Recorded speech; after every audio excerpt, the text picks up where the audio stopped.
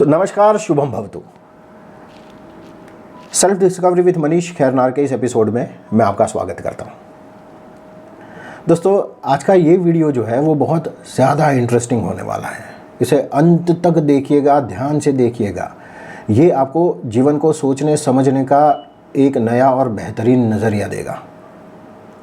ऐसे बोल सकते हैं कि इस सीरीज़ के जो वीडियोस है, मतलब ये सीरीज़ जो है वो अभी तक फर्स्ट गियर में चल रही थी। ये वीडियो उसे सेकंड गियर में ले जाएगा। फिर आगे के वीडियो में हम आगे के गियर्स, टॉप गियर तक हम जाएंगे, ठीक है, अगर आपका साथ रहा तो। बीच में गिर मत जाना।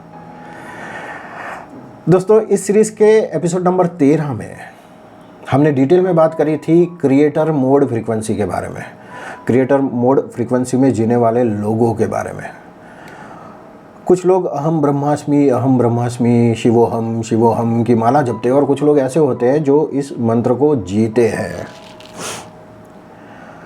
क्रिएटर मोड में जीने वाले लोग वे लोग हैं जो इस मंत्र को कि I am the creator of my manifested universe, मैं ही अपने संसार का सर्जक हूँ, इस बात को वो लोग जीते हैं। वो लोग गिल्ट, ब्लेम, कंप्लेन, जेलसी, ऐसे सब नेगेटिविटी से, ऐसे सब पेन्स को बहुत पीछे छोड़ के वो लोग आगे निकल चुके होते हैं। और इस सीरीज़ के माध्यम से, self discovery with Manish Khairnar के माध्यम से मेरी कोशिश है कि मैं आपको उस क्रिएटर मोड फ्रीक्वेंसी के साथ रेजोनेट होना सिखाऊं। तो आशा रखता हूं कि आप तक मेरा ये प्रयास पहुँचे। तो चलिए मेरे साथ सेल्फ डिस्कवरी के इस अद्भुत सफ़र पर।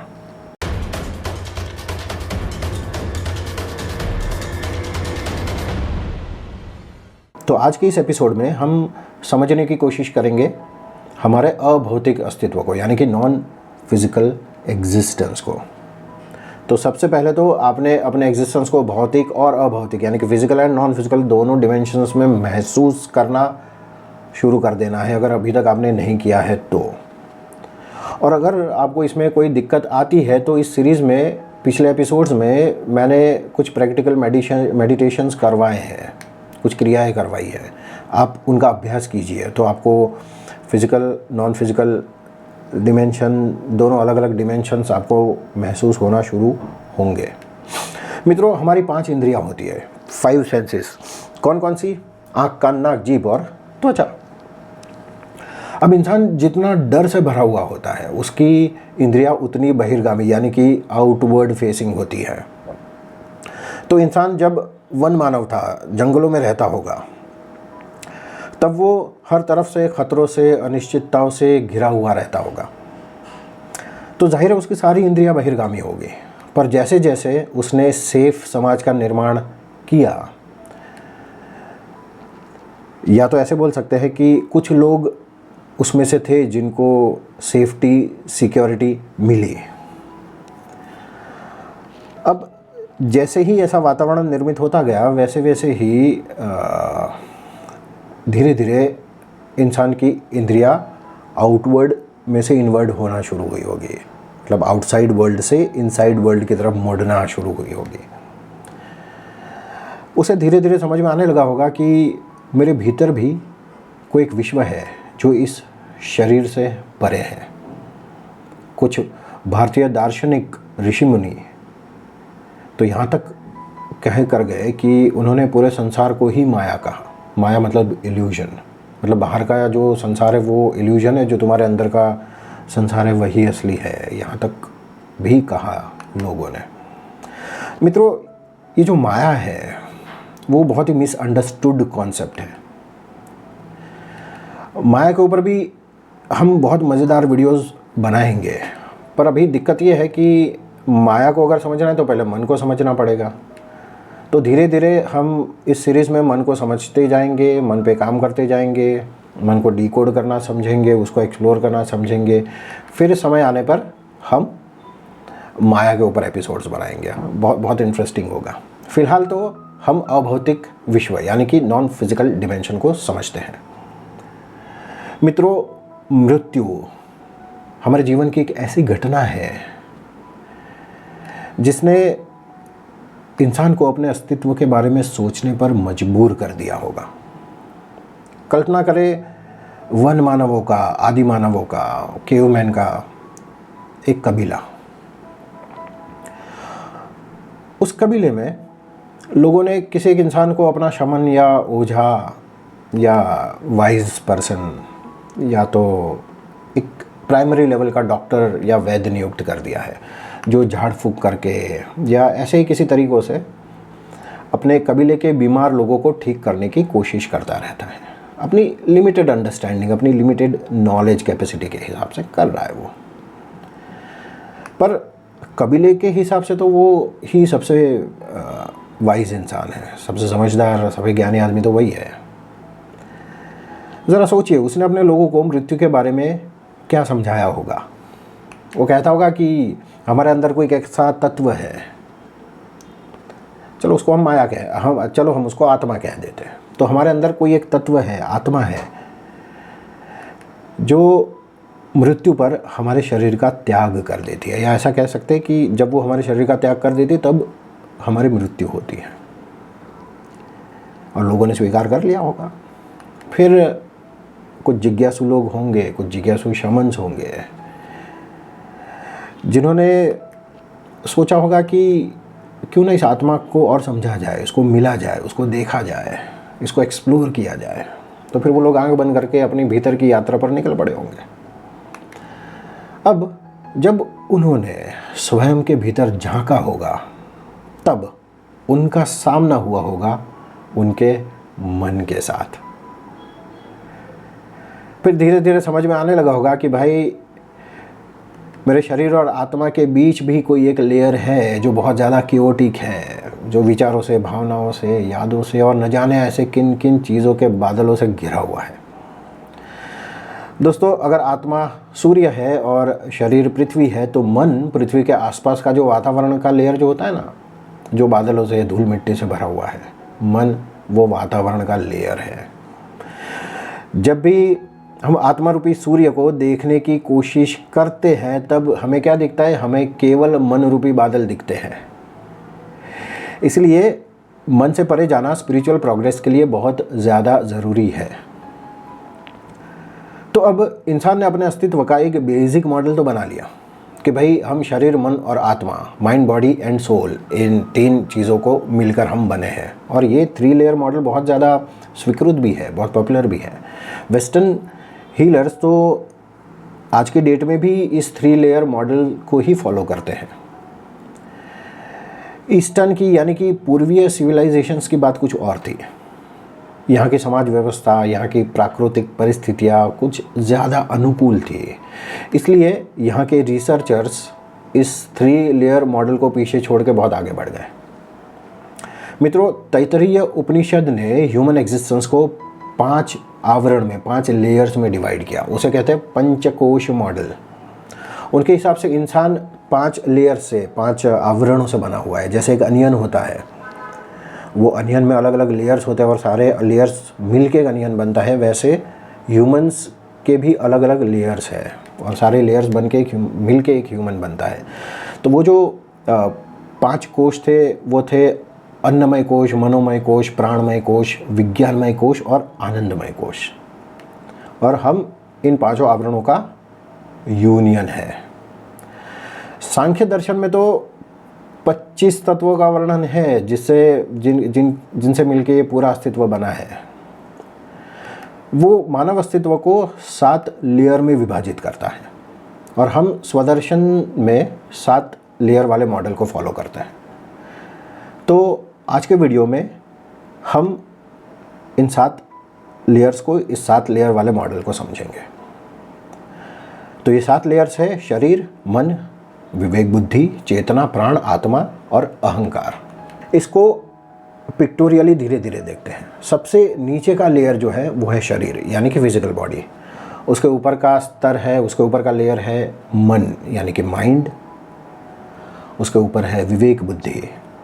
हम इसे रफली इंग्लिश में विजडम कह सकते हैं। अब मित्रों, एक चीज़ खास ध्यान में रखिए, भाषा जो है वो मन से उत्पन्न होती है। तो मन या उसके नीचे के लेयर्स, मन के नीचे के लेयर्स कौन से? Physical body and manifested universe. उनको समझने के लिए, उनको समझाने के लिए भाषा जो है वो कुछ हद तक उपयुक्त होती है, पर मन के ऊपर के जो लेयर है उनको समझाने में भाषा थोड़ी सी तंग हो जाती है। तो भाषा को मत पकड़िए, शब्दों को मत पकड़िएगा। हाँ, हो सकता है कि कोई दूसरा मेंटोर हो, कोई दूसरी फिलोसॉफी हो जो इन लेयर्स को समझाने के लिए कोई अलग शब्द यूज़ करे। हाँ, या तो इसी शब्द को किसी और कॉन्टेक्स्ट में यूज़ करें। तो शब्द को मत पकड़िए, उसके जेस्ट को पकड़िए। हाँ, गन्ने को मत पकड़िए, गन्ने का रस पी लीजिए और फिर गन्ने को फेंक दीजिए। हाँ? तो विजडम का लेयर, उसके ऊपर आता है चेतना का लेयर, इंग्लिश में कॉन्शियसनेस। उसके ऊपर आता है आत्मा। अब आत्मा के लिए मुझे कोई उपयुक्त इंग्लिश शब्द नहीं मिला। अगर आपके दिमाग में कुछ आता है तो प्लीज़ कमेंट करिए। मित्रों, पहले हम इन 5 लेयर्स को आसान भाषा में समझेंगे, फिर बचे हुए 2 लेयर्स के बारे में हम बात करेंगे। तो शुरू करते हैं सबसे नीचे के सबसे पहले लेयर से, यानी कि शरीर से। अब मित्रों, मैंने शब्द यूज़ किया है सबसे नीचे के लेयर से। इसका मतलब ये नहीं कि मैं शरीर को सबसे निम्न समझ रहा हूँ। हाँ, इस चीज़ का ध्यान रखिएगा। सारे लेयर्स बहुत ज़्यादा ज़रूरी है, इक्वली इम्पॉर्टेंट है। और अदर आपको ये सुनकर हैरानी होगी कि इन सारे लेयर्स में सबसे ज़्यादा इंटेलिजेंट अगर कोई लेयर है तो वो है शरीर। शरीर ही केवल एक ऐसा लेयर है जो प्रकृति के साथ सिंक में है। केवल शरीर के पास ही खुद से खुद को हील करने की जादुई शक्ति है। हम नॉर्मली समझते हैं कि कोई डॉक्टर है या कोई उपचार करने वाला है, वो हमारे शरीर को हील करता है, स्वस्थ करता है, पर एक्चुअली ऐसा नहीं है। उनका काम तो शरीर के सेल्फ हीलिंग पावर को सपोर्ट करना ही है। केवल शरीर ही स्वयं को हील कर सकता है, बाकी तो सब उसको सपोर्ट कर सकते हैं, उसको एक ऐसा वातावरण दे सकते हैं जिसमें वो सेल्फ हीलिंग ज़्यादा अच्छे से कर सके। इसके अलावा शरीर के पास खुद को डिटॉक्स करने की भी एक सोफिस्टिकेटेड मैकेनिज्म है जो दूसरे किसी भी लेयर के पास नहीं है। लोग अक्सर कहते हैं कि समय के साथ सारे घाव भर जाते हैं, पर वो केवल शारीरिक घाव ही होते हैं जो समय के साथ भर सकते हैं। मन के घाव जो होते हैं वो समय के साथ अपने आप भरते नहीं है, रादर वो और ज़्यादा गहराई में उतरते जाते हैं। फिर ट्रॉमा रिस्पॉन्स है या एंजाइटी है या ओवर रिएक्शंस है या ऐसे किसी विकार के रूप में टाइम एंड अगेन बाहर आते रहते हैं। इसलिए हमें लगता है ना कि कोई एक बहुत ही शांत आदमी हो, वो अचानक से ऐसा बिहेव कर लेता है कि हम इमेजिन नहीं कर सकते। पर वो केवल ऐसा होता है कि अंदर कोई घाव होता है जो दबा पड़ा रहता है, वो बाहर आता रहता है। वो केवल याद दिलाता है कि भाई मैं अंदर परेशान हो रहा हूँ। अब ये जो मानसिक घाव है वो अपने आप नहीं भरते, उन्हें हमें एक्स्ट्रा एफर्ट्स लेकर हील करना पड़ता है। आज नहीं तो कल, नहीं तो अगले जन्म में हमें उन्हें हील तो करना ही पड़ेगा। मित्रों देखिए, शरीर कितना ज़्यादा चमत्कारी है। शरीर अन्न खाता है और उसमें से मांस, मज्जा, वीर्य ये सब बना लेता है, रक्त ये सब बना लेता है। जस्ट इमेजिन ऐसी कोई मशीन हो जिसके एक तरफ घास डालो तो दूसरी तरफ से दूध बाहर निकले, रक्त बाहर निकले। कितना चमत्कारी यंत्र है। बट द एगनी इज़, किसी भी लेयर के ऊपर का जो लेयर है वो उस लेयर का गवर्नर है, यानी कि मालिक है, राजा है। तो शरीर का राजा कौन है? शरीर का राजा है मन।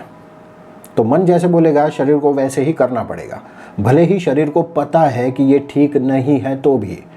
जैसे महाभारत में भीष्म पितामह थे ना, भीष्म पितामह जानते थे कि ये गलत हो रहा है, ये नहीं होना चाहिए, या ये सही है, ये होना चाहिए। पर हद से हद वो क्या कर सकते थे? वो एक संकेत दे सकते थे, सलाह दे सकते थे, पर उन्हें फॉलो तो करना पड़ता था राजा को। और राजा कौन? धृतराष्ट्र, जो खुद ही अनेक प्रकार की मोह माया से ग्रसित है, कंफ्यूज्ड है, दुखी है। वैसे ही हमारा मन भी बहुत ज़्यादा क्योटिक है। जब इंसान सबसे पहली बार शराब पीता है या इवन कोल्ड ड्रिंक पीता है या स्मोकिंग करता है या चटपटा फास्ट फूड खाता है, तब उसका शरीर उसे कहता है कि भाई मुझे ठीक नहीं लग रहा है, ये हमारे लिए अच्छा नहीं है ये। पर शरीर का जो बॉस है मन, वो क्या कहता है, कैरी ऑन मज़ा आएगा। मैं कहता हूँ ना तू ले ले, और शरीर को बेचारे को फॉलो करना पड़ता है। और हमारी यही सारी आदतें धीरे धीरे शरीर को कमज़ोर करती जाती है, बीमार करती जाती है। और ये केवल खाने पीने की बात नहीं है, हमारा गुस्सा, हमारा डर, ईर्ष्या, हमारी नेगेटिव थॉट थिंकिंग पैटर्न्स, ये सारी चीज़ें भी शरीर को धीरे धीरे अंदर से खोखला करती जाती हैं। शरीर संकेत देता रहता है कि भाई कुछ ठीक नहीं हो रहा है, मन पर जाकर काम करो, पर मन क्या, मन है कि मानता नहीं। हम शरीर को उसकी ज़रूरतों के लिए कोसते रहते हैं, शरीर को निम्न गिनते हैं, शरीर की इंद्रियों का दमन करते रहते हैं। पर मन के स्तर पर जाकर मन को हील करना, मन को समझना, मन को एक्सप्लोर करना, उसको कन्फ्रंट करना, ये सारी हिम्मत हम जुटा नहीं पाते। शरीर बेचारा सबसे नीचे का स्तर है, तो सब उसी को गरियाते रहते हैं, सब उसी का शोषण करते रहते हैं। वो पहाड़ पर चढ़ने वाले टट्टू होते हैं ना, जिसके ऊपर 100-100, 150 किलो के लोग बैठ जाते हैं, और वो बेचारा स्ट्रगल करता है ऊपर चढ़ने के लिए, ओवरलोडेड, और फिर एक दिन कोलैप्स हो जाता है। वैसा ही अब्यूज़ हम शरीर के साथ भी करते हैं, और शरीर बेचारा एक दिन कोलैप्स हो जाता है। मित्रों, अगर शरीर रथ है तो मन उसके घोड़े हैं। ये अलग बात है कि अक्सर घोड़े पागलपन की हालत में रहते हैं, कुछ घोड़े ज़िद्दी हैं, कुछ घोड़े अंधे हैं, पर फिर भी घोड़े जो बोलेंगे, घोड़े जहाँ ले जाएंगे, रथ वहाँ जाएगा। तो मन जहाँ बोलेगा, मन जो बोलेगा वो शरीर करेगा। अगर मन बोलेगा सुसाइड कर ले, तो शरीर लास्ट मोमेंट तक बोलता रहेगा कि तू ठीक नहीं कर रहा है, लास्ट मोमेंट तक तड़पेगा, पर फॉलो तो करेगा मन को। मित्रों, अगर मन रथ के घोड़े हैं तो उनकी लगाम है विवेक बुद्धि। तो विवेक है मन के ऊपर का स्तर, मन का गवर्नर। हमें काफ़ी बार बहुत सारी चीज़ें करने का मन करता है कि नहीं, पर विवेक कहता है कि भाई रुक जा। विवेक की लगाम खींची जाती है। वो गाना है ना, आज फिर दिल ने एक तमन्ना की, और आज फिर दिल को हमने समझाया। तो इसमें जो दिल है वो है मन। पता नहीं क्यों लोग शरीर को ही कोसते रहते हैं, दिल का तो बेचारे का क्या लेना देना। जो तकलीफ़ है तो मन के साथ है। तो वो जो है जिसने तमन्ना की वो है मन, और जिसने समझाया वो कौन है, वो है विवेक। अब विवेक का कितना चलता है, विवेक को हम कितना एम्पावर करते हैं, हम कितना विवेक के स्तर से फंक्शन करते हैं, ऑपरेट करते हैं, वो डिपेंड करता है बहुत सारी चीज़ों पे, हमारी जन्मों जन्म की यात्रा पे, हमारे मेंटल कंडीशनिंग पे, और दूसरी बहुत सारी बातों पे, जिन पे हम आगे जाके काम करेंगे भी। तो शरीर रथ है, मन घोड़े है, लगाम विवेक है। और लगाम जिसके हाथ में, वो सारथी जो है वो है चेतना, यानी कि कॉन्शियसनेस। अब कॉन्शियसनेस के बारे में हम तब तक बात नहीं कर सकते जब तक हम मन को ठीक से ना समझ लें। तो मन को समझे बगैर अगर चेतना के बारे में कुछ भी बोला जाएगा तो वो केवल शाब्दिक व्यभिचार यानी कि रेटोरिक्स ही होगा। तो उसके बारे में हम डिटेल चर्चा करेंगे अगले 30-40 एपिसोड्स के बाद। हाँ, अगर तब तक आपका सपोर्ट रहा तो बहुत इंटरेस्टिंग चीज़ें होंगी, बहुत इंटरेस्टिंग चीज़ें आने वाली है। हमारे साथ बने रहिए, हमारे साथ जुड़े रहिए, ठीक है। और हमें सूचित भी करते रहिए कि आप हमारे साथ हैं। आप लाइक करते रहिए, कमेंट्स करते रहिए, आपके सवाल है तो हमें भेजते रहिए। It will keep us going. तो अब चेतना इस रथ का सारथी है।